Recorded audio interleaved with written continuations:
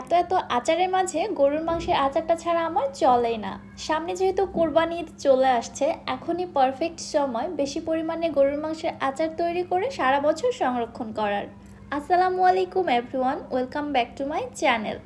এত মজাদার একটি আচার আমার ভিউয়ার্সদের জন্য শেয়ার না করলে তো তারা অনেক কিছুই মিস করে যাবে।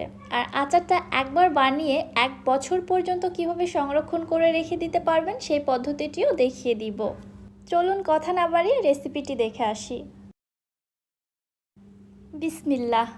মাংসের আচার তৈরি করার জন্য এখানে আমি 1 কেজি গরুর সলিড মাংস নিয়েছি।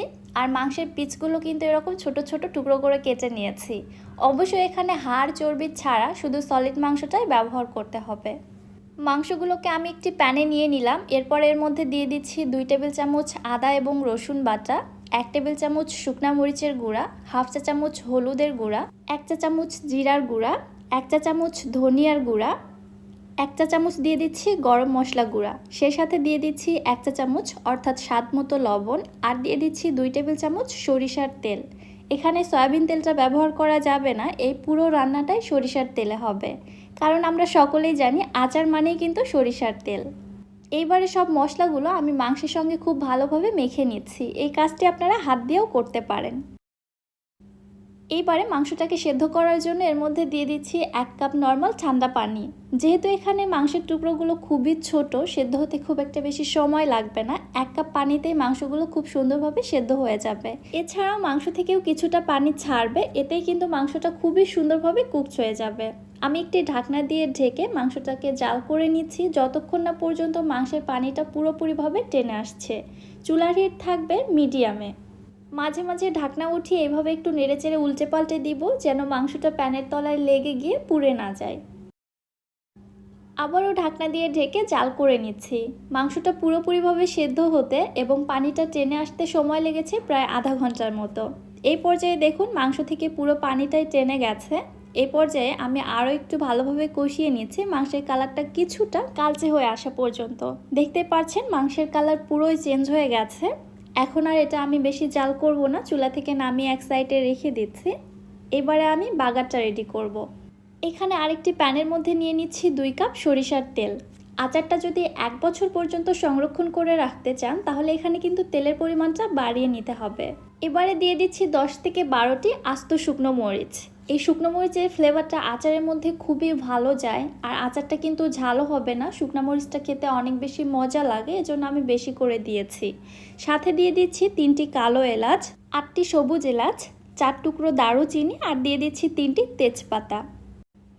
চুলার হিটটাকে মিডিয়াম টু লোয়ের মাঝামাঝি রেখে সব কিছুকে তেলের সঙ্গে ভালোভাবে একটু ভেজে নিচ্ছি, সুন্দর একটা স্মেল বের হওয়া পর্যন্ত। কিছুক্ষণ ভেজে নেওয়ার পর যখন এগুলো খুবই সুন্দর একটা স্মেল ছড়িয়েছে, সেই পর্যায়ে দিয়ে দিচ্ছি 3টি আস্ত রসুনের কোয়া। আবারও নেড়ে চেড়ে সব কিছু খুব ভালোভাবে আরও একটু ভেজে নিচ্ছি।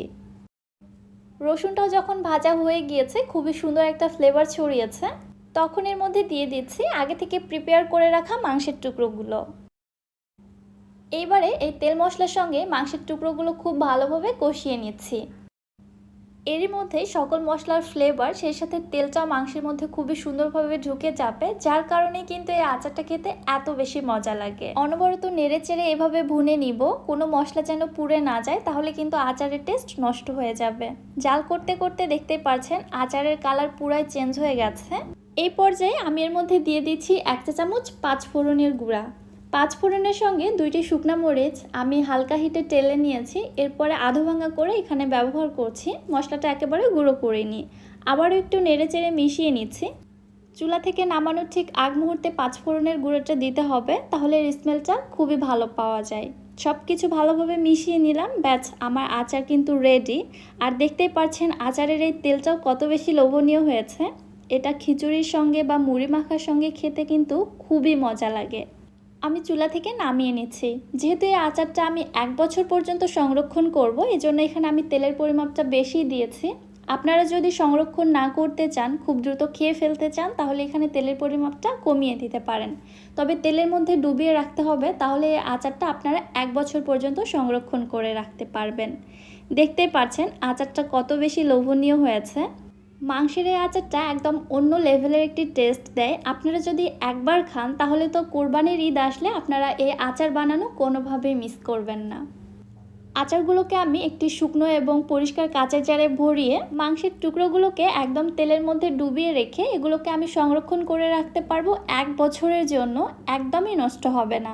মাঝে মাঝে চাইলে একটু জাল করে রেখে দিতে পারেন, তাহলে আরও বেশি ভালো হয়।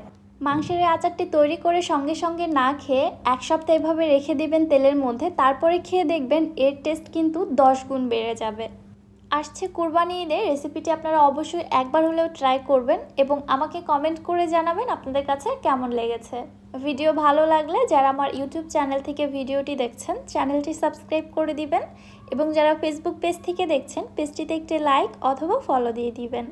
সো আজকে আর বেশি কথা বাড়াচ্ছি না, আজকের মতো এখানেই বিদায় নিচ্ছি। সবাই ভালো থাকবেন, সুস্থ থাকবেন।